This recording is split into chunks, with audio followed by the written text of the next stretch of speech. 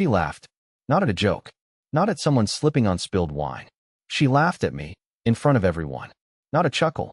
Not a playful tease. No. It was a full, chest-deep, look around for confirmation kind of laugh. We were on the rooftop of her company's party.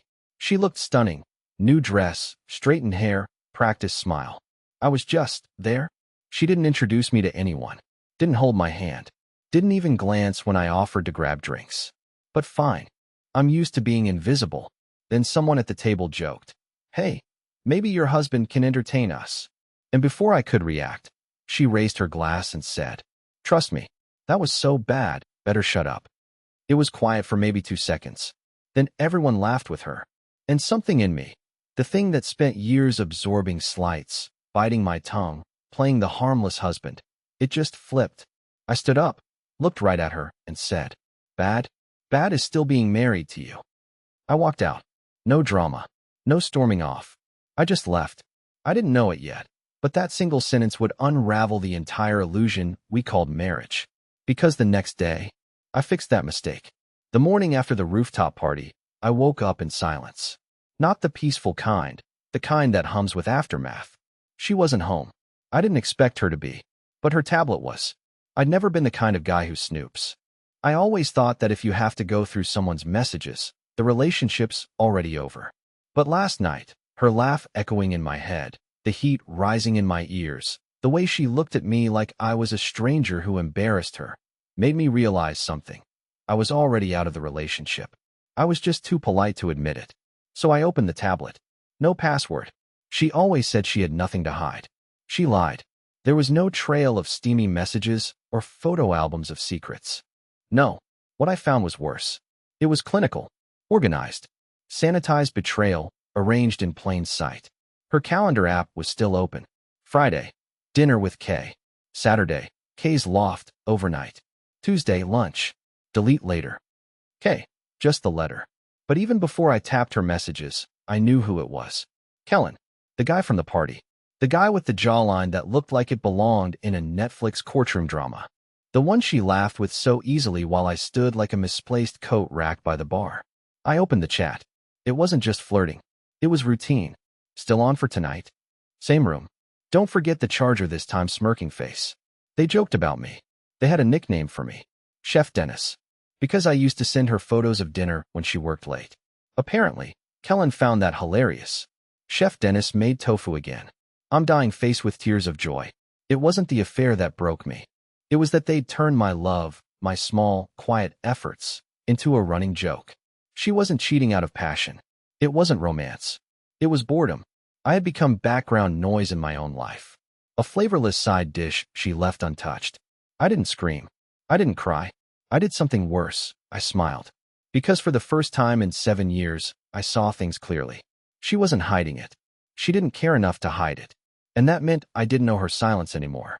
She walked through the door around noon, still in last night's dress, heels in hand, hair windswept, but lips freshly glossed. She saw me at the kitchen table with the tablet in front of me.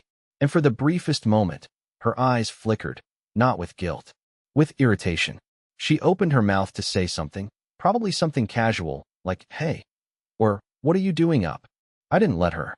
I simply said, "So, is Kay coming to Thanksgiving, or should I finally tell my parents?" She froze. No words. Just that look. That beautiful, sharp, deflective stare I'd mistaken for elegance for years. Now I saw it for what it was: deflection, armor, control. But not anymore. I wasn't going to protect her lies.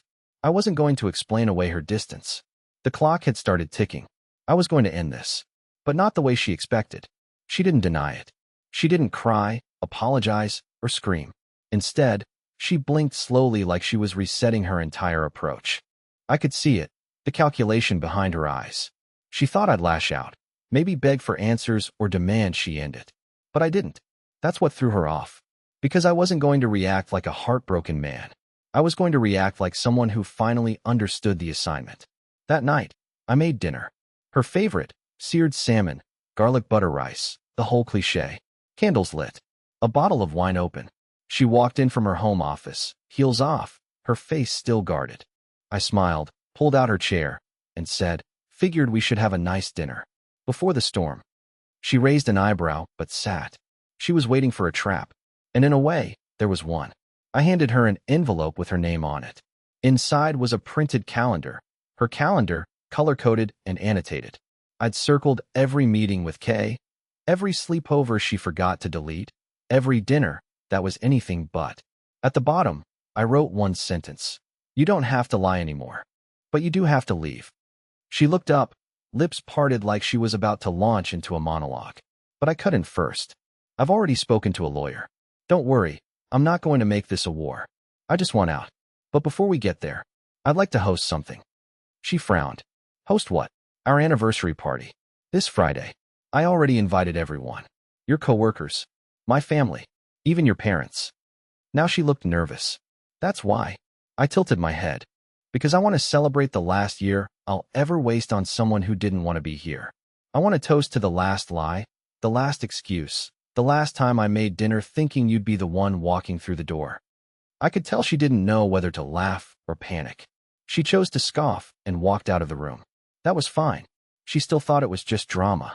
But the next few days, she noticed that I wasn't asking where she was, that I wasn't trying to fix anything, that her stuff was slowly being boxed up, not thrown, not slashed, not burned.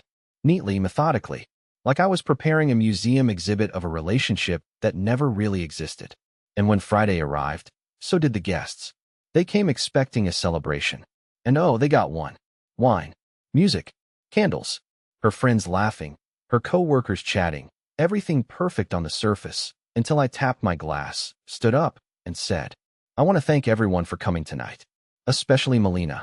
She's worked really hard to keep our relationship interesting. In fact, she's gone above and beyond, sometimes staying overnight at her coworker's place just to keep the excitement alive. A few people laughed awkwardly. Melina froze. And then I pulled out the slideshow remote. Click. The TV screen behind me lit up, not with anything graphic, not even messages. Just the calendar. Her calendar. Names blacked out for decency. Dates highlighted. Text quoted. All factual. All emotionless. But all damning. People started whispering. Her best friend gasped. Her boss looked down at his drink. Melina stood. You're embarrassing yourself, she hissed. No, I said calmly. I'm correcting a mistake. In front of witnesses. She stormed out. No one followed her. Not even Kellen, who stood by the door with his face white as printer paper. I poured another glass of wine, raised it to the room, and said, to endings. May they come just in time. People didn't cheer, but they didn't leave either. And that was enough. Now, I wasn't just the quiet one. I was the one who finally spoke. The party ended, but the ripples didn't. By morning, the slideshow had already made it online. I didn't post it, someone else did. Blurred names. Muted audio. But the message was unmistakable. The polished, elegant Melina was not who people thought she was. I didn't gloat. I didn't respond to messages. I just made coffee and sat by the window like I always do on Saturdays. But by noon, she came back. Not to apologize, but to reclaim control. You're ruining my reputation, she snapped. I didn't even look up from my cup. No, I'm revealing mine. She paced, furious, but I could tell something had changed. Her phone kept buzzing. Calls. Messages. Her perfect public image was slipping, not because of me, but because she handed me the material and I simply let people read it. That's when her phone buzzed again. And this time, she looked scared. She left the room. Curious, I checked the screen before it locked. The message preview was from a contact named Monica HR. It read, we need to talk. Urgently. Today. Suddenly, this wasn't just about me. Something bigger was unraveling, and I wasn't going to stop it. She didn't speak to me for the rest of the day. That wasn't unusual. Silent treatment had been her tool of choice for years. But this time, it wasn't punishment, it was fear. The kind of fear that seeps into your voice when your lies start leaking in rooms you don't control. I heard her in the other room, whispering on the phone, pacing hard enough to shake the floorboards. Doors opening, slamming shut. A drawer, the one she kept all her old contracts in, opening. Pages flipping. Frustrated breaths between calls. Her control was slipping, and for the first time, I wasn't trying to help her hold it together. Late in the evening, I walked into the kitchen. She was sitting at the counter, face pale, wine untouched. The mask had cracked. She looked less like the cold, composed woman from the party and more like a person trying to keep her identity from dissolving. What happened? I asked, not because I cared, but because I knew silence would hurt more if it came dressed as curiosity. She didn't look up, just stared at her phone and said, Monica from HR called the VP. Someone emailed the video to the company inbox. They know. Everyone knows. Her voice trembled, not out of guilt, out of panic. They want a meeting Monday morning, she added. They said this kind of behavior violates the personal conduct policy. There's a clause. No relationships with direct reports. Oh, that's what she never told me. Kellen wasn't just a coworker. He was a subordinate. Maybe an intern. Maybe someone she managed directly. And now it wasn't just a betrayal of marriage. It was a liability. A professional scandal. The woman who curated her image like a luxury brand had just lost the narrative. I leaned against the counter, crossed my arms, and said calmly, You built everything on a lie, Melina. You dressed it in wine and rooftop views, but underneath? It was always cheap. She looked at me like I'd hit her, but I hadn't raised my voice. I hadn't insulted her. I'd just told the truth in a tone she wasn't used to hearing. She stood, glass still full, and walked out of the kitchen without another word. But I knew where she was going. Not to pack. Not yet. She was going to call Kellen. Try to fix it. Try to control what was left. And I had my own plan. Because unlike her, I'd already accepted the collapse. And I was ready to rebuild, not just my life, but something entirely on my own terms. What she didn't know was that while she was fighting to keep her job, I was about to reopen something I'd shelved for years, an opportunity one buried when I chose her over me. And it all started with a single email, one I sent that night, right before midnight. I sent the email at 11:47 p.m. No dramatic subject line. Just, opportunity, if still open. It was addressed to a small animation studio in Portland. 2 years ago, they had offered me a role. Nothing huge, but creative, collaborative. The kind of job I'd always wanted. And I turned it down. Melina had laughed when I brought it up. Animation? You want to draw cartoons for a living? She said, sipping her wine, like that dream belonged to a version of me she'd already buried. But now her voice didn't matter. I didn't expect a reply that night. But when I woke up the next morning, still on the couch, I checked my phone and saw it. A response. Short. Friendly. Interested. They remembered me. They were still hiring. They wanted to talk. It's strange how fast something internal can shift when you feel seen again. Not by a spouse, not by a crowd, but by a version of yourself you forgot existed. I hadn't even noticed how muted I'd become until that email turned the volume back up. Melina hadn't slept at home that night. I wasn't surprised. She didn't text, didn't call, probably thought disappearing would make things simpler for her. But in reality, it gave me space to act without resistance. I started boxing her things. Not with anger, but with precision. Everything she'd neglected. The sweaters tossed on chairs, the perfume bottles cluttering the counter, the jewelry she only wore at events with other men, all went into neat, labeled containers. I wasn't being petty. I was being done. Around noon, the doorbell rang. I wasn't expecting anyone. I opened it and froze. Standing on the porch wasn't Melina. It was someone else entirely. Someone I hadn't seen in almost a decade. My ex-fiancée. She looked older. Not in a bad way. Just real. Like life had hit her, but she was still standing. We stared at each other for a moment, both unsure who was supposed to speak first. Hi, Dennis, she finally said. I saw the video. Of course she had. Everyone had. She stepped inside like it wasn't even a question, like the house still remembered her, and I just stood there, stunned. We hadn't spoken since we broke off the engagement years ago. No contact. No messages. She moved to Texas. I married someone else. But now she was here. And I had questions. Why now? Why her? And most of all, what did she want? Because something told me, this wasn't just a visit. She stood in the doorway like she belonged there. Like the years hadn't passed. Like we didn't leave each other in a pile of shattered promises and unanswered calls. But there she was, Harper. My ex-fiancée. The one before Melina. The one who left when I chose comfort over courage. When I shelved my art, got the safe job, and started becoming the shadow version of myself. She looked around the living room slowly, taking in the boxes, the silence, the energy in the air that felt like something just exploded but hadn't quite stopped burning. So, I finally said, You drove 2 states for a tour of my failed marriage. She didn't flinch. I came because I recognized the version of you in that video. The one who speaks his truth. I thought he was gone. But maybe not. I should have been angry. I should have told her this wasn't the time, that I was in the middle of a divorce and emotional demolition. But instead, I said nothing. Because part of me, a part I'd been pretending was dead, felt something crack open. She always had this unnerving ability to see the parts of me I buried. She sat down without asking, pulled a folded piece of paper from her purse, and placed it on the table. I wrote this a year ago, she said. I never sent it. I stared at the envelope. No name on it. Just a familiar curve to the handwriting.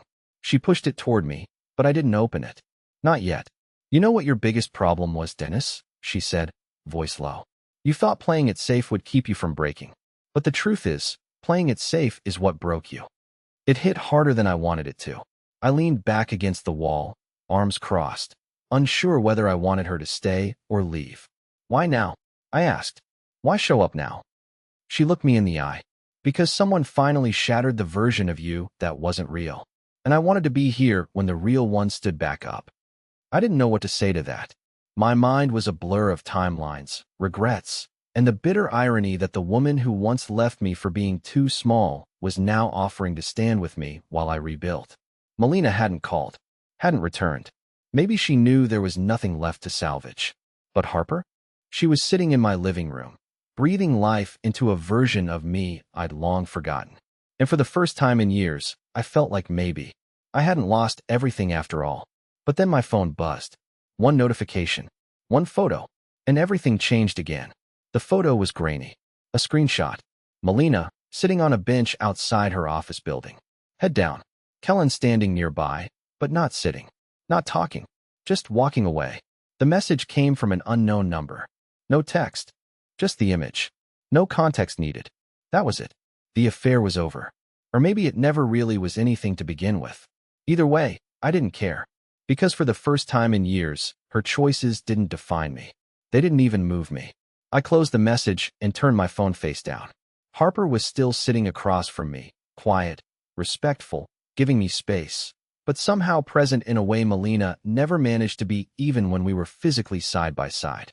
I finally picked up the letter she'd brought, opened it slowly. Read it. It wasn't romantic. It wasn't even emotional. It was honest. A simple apology.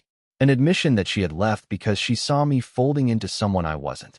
That she regretted walking away without giving me the chance to fight for the version of myself that was still trying to be born. And now here we were. Older. More scarred. But maybe finally ready to have the right conversation. We spent the rest of the evening talking. Not about the past. About what comes next. About Portland. About second chances. Not just with each other, but with ourselves. Melina didn't come back. She didn't call. I didn't need her to. A week later, I packed up the last box, sent the signed divorce agreement through a courier, and drove out of town with nothing but 2 bags and a digital sketch pad I hadn't touched in years. The new job was waiting, and maybe something else, too.